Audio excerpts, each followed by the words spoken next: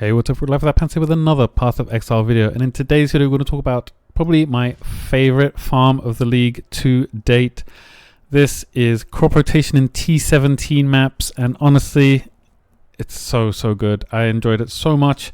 This is what our tree looks like. We're taking as much of the map modifier effect, increased effective explicit modifiers on your maps as possible. Obviously, we're taking all the harvest stuff. We're taking bumper crop. We're taking bountiful harvest. We're taking doubling season and heart of the grove over here. This is for the 10% chance to not wilt. And then we got crop rotation, and we're taking pretty much everything here apart from this one non-yellow plant choice one here. This is slightly different to the way that Ben does it. I think it might be mathematically more efficient to take this node off, and I'm going to try that out in another sample of maps later. But for now, obviously we're taking as many Scarab nodes as possible because T17 maps drop a ton of Scarabs. We're taking a bunch of Shrine nodes because Shrines just make the maps go by super smooth. And we're doing Eldritch Altars as well with Eldritch Gaze. And that's because as soon as you get into the map, then you can go rush the boss. On every T17, the boss is basically the opposite side of the arena. And then as soon as the boss is dead, then you can start killing everything and then taking all of the Eldritch Altars for only the quantum rarity ones instead of the ones that could drop for the boss, which would be suboptimal. So for our Scarab setup and for the maps, we're using an imbued, the Horned Scarab Awakening, which gives us imbued harvest as an option. So I've got this fortress map here. I was using sanctuary maps and another one, I think it was not abominations, but I wasn't using fortress maps. I was using largely sanctuary, and if we just go in here, then we can find out. I think it was Ziggurat.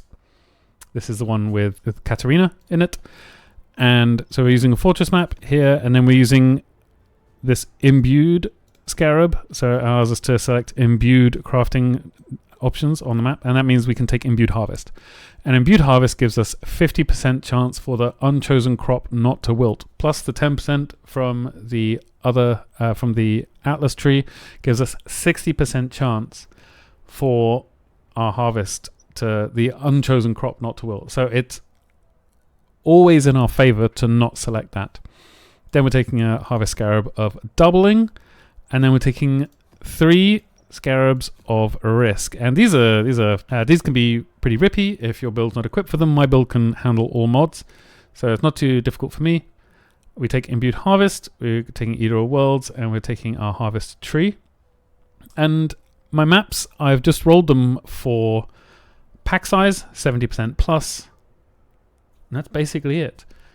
I think this one took me 1 whole Chaos Orb. So it comes and goes. Like some of them it took a little bit longer. I think most of my maps I paid 80C for, so I counted in 20C for these in total. We're chiseling the maps just with regular chisels, not with any like pack size chisels. That's a test that's coming later on. But for this, we would just duck into the map, and as soon as we're in, then we're just going to run to the end of the to the opposite side of the map, because that's where I found the harvest already. That's really good, but that's where the boss is going to be, so we're going to just zoom along until we get to the boss. And the Scarabs of Risk can be quite dangerous again, because they can, whilst they add in an additional random modifier, they can also add in a T17 modifier, and that can be quite dangerous. So I've got Drowning Orbs. That's one of my least favorite modifiers by far. But my action speeds can't be slowed down, which is why this is not such a difficult fight. I really didn't like this one when I didn't have... Oh, that was a Drowning Orb. I really didn't like this fight when I didn't have the action speed. There's a Trickster passive notable... Oh, there's the Drowning Orb that killed me. There's a Trickster notable, not notable, but a ascendancy point that allows you to never have your action speed slowed, or your action speed is always at least 108%. So, dang, no Mage Blood again. So I'm going to clear this map And then I'm going to, and this is exactly what I would do in, what I did do in all of these other maps, is basically I go clear backwards the way I came, so that then all of the revealed section of the map is definitely stuff that I've done, because you don't want to miss any of those Eldritch Altars, because 20 to 40% quant can be really, really good in these maps. I mean, we've already got 300% increased quant in this, and 154% increased pack size, so already we're off to a really, really good start. But I'm going to clear the rest of this map and get as many Eldritch Altars as possible. We'll check out how much quant I've got by the end, and then we'll duck into the harvest and see what's going to happen. Alright, and there's another Drowning Orb chasing me, but here's the Sacred Grove, and well, this is it's good and it's bad. Ideally you want just 1 or 2 yellow crops, but so we got a blue, 2 yellows, a blue yellow, and a purple yellow. And obviously we're going to do hope for both blues not to wilt, and then we're going to hope the purple and the blue don't wilt as well. So the first one we lost out on the blue, and as you can see, I got 380% increased quant now, so we've got a fair amount extra, another 80% increased quantity from all of the Eldritch Altars. I'm going to come over here and take this one, and the yellow one didn't wilt, and that's great for us. So the purple one we'll take at the top, and then we will work our way through the yellow ones. So now I think I've got a little bit less resistance than we had before. But we'll take this one, and we lost out on that 1 yellow, but now we've got at least 3 yellow plots to go through, and I think it's more likely to be 4. On average it should definitely be 4, but you can get lucky and you can get unlucky, but you should always, I was always gambling on these if they had less than 8. So if there was 7 here and 6 here, I would take this I know it was a yellow and a purple, then I would take the purple, because on average you should always win, because it's 60% chance for you to get a good result. So it's always in our favor to gamble in this, and it's a 60% win chance on the gamble. So I was doing it as much as possible. When it got to around 8, I was playing a little bit safe, so a little bit of loss avoidance, but this is exactly what you could expect from this kind of farm. So they drop just a ton of yellow life force. We've got 5 plots, and crop rotation is one of those feast and famine kind of strats. There were some that I got which had absolutely 0 yellow plots to begin with. You just walk in and it's just 2 purples and a couple of blues, and that's very demoralizing. And over large sample sizes, it averages out. So it's very important to take it with a grain of salt when you see somebody dropping. I think one of the ones I did dropped like 30 something K yellow, which is a lot, and they're not all like that. So if we just take this last plot here, and this is 5. You see, look at the amount of doubling you get on all of these rare monsters. Now we've taken all of them, and I'll just loot all this, and then we'll go back into our hideout and count our winnings. So this I would describe as a above average. If I just chuck in a few things in here, just get rid of these unique items. So we had, let me just put stuff in here. So we got 1,366 purple life force, which is I think around average. 112 primal, which is below average, but then 19,446 yellow juice, and that's really what you're looking for in this situation, is yellow juice. So yellow juice is going for 1 for 2,800. I think if you're doing this in any kind of large numbers, and you're selling your stocks in 50Ks, and that's 20 divines for 50K. So this is easily around 7 divines, something like that, 7 or 8.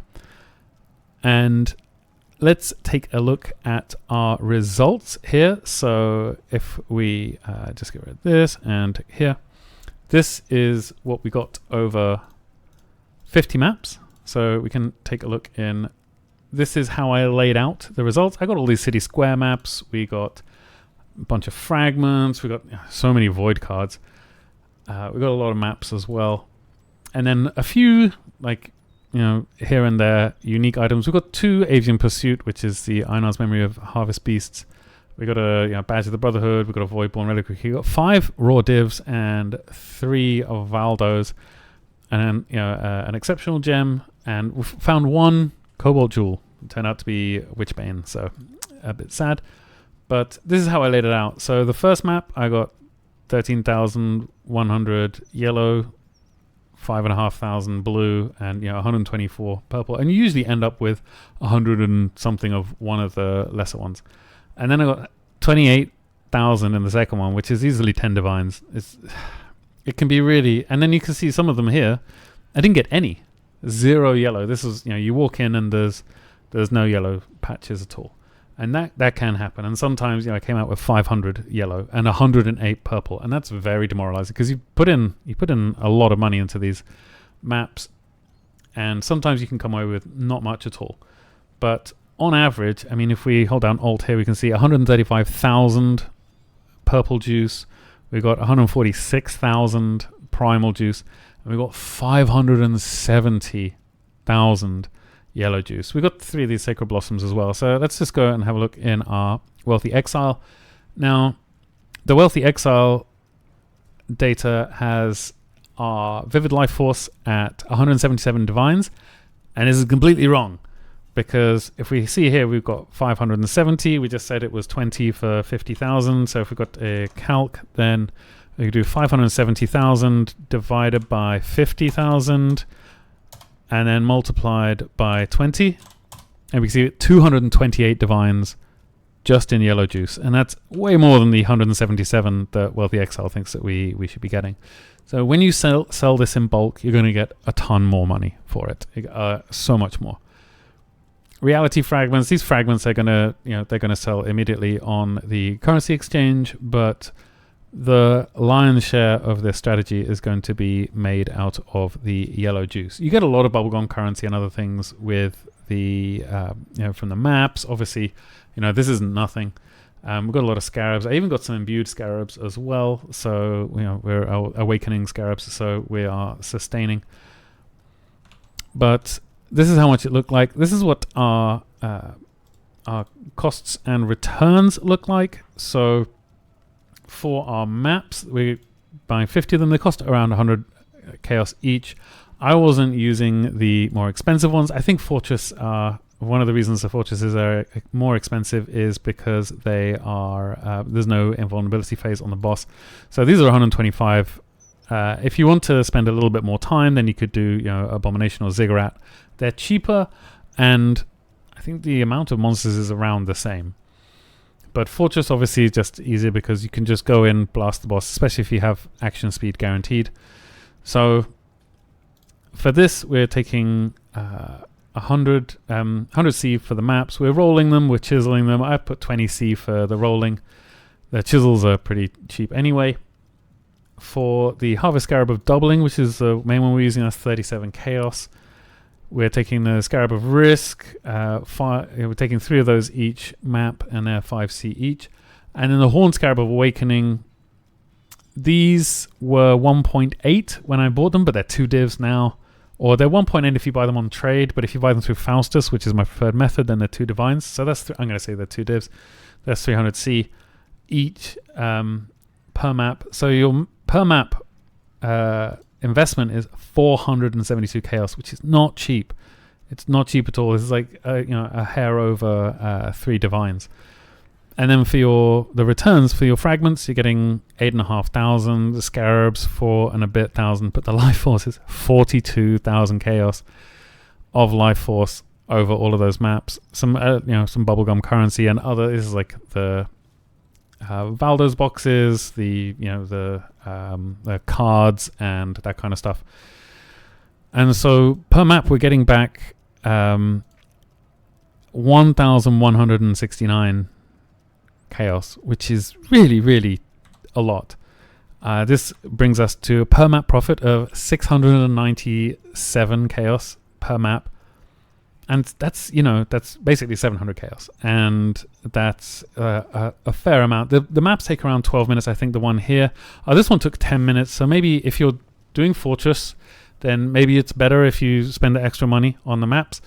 Maybe it works out a little bit. But for me, who was doing, bosses with invulnerability phases, then it turns out divines per hour is around 23 divines an hour. So this was honestly an insane farm. I already like crop rotation anyway, because there's lots of neuron activation is really, really good. But the amount of money you're pulling out of these maps is really crazy. And this used to be this Scarab Awakening used to be like 1 divine earlier on in the league as well. And that's when people were doing it on Jungle Valley. I think Jungle Valley 8 mob maps have been kind of priced out now because of the sheer amount of monsters you get in T17 maps and the amount of Eldritch Altars that they spawn. But this is really, really so much better than I thought it was going to be. There are a few other things that I might do to optimize this. So the first one is going to be using Fortress maps, or just seeing if Fortress maps, I can just chuck it in here actually. So we've got 23.26. So if Fortress map is, let's say it's 150, because you're probably going to buy them in bulk on the website that shall not be named.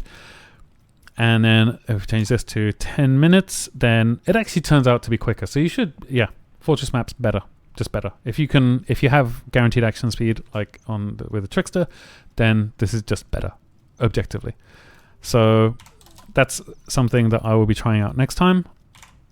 For the next set of maps, I think I want to add in a Deli Orb to the maps, probably currency or something. I've got a lot of Deli Orbs already, and I got so much Harvest Juice that I re-rolled all my other Deli Orbs into either currency or the Div Cards ones or the Scarab ones.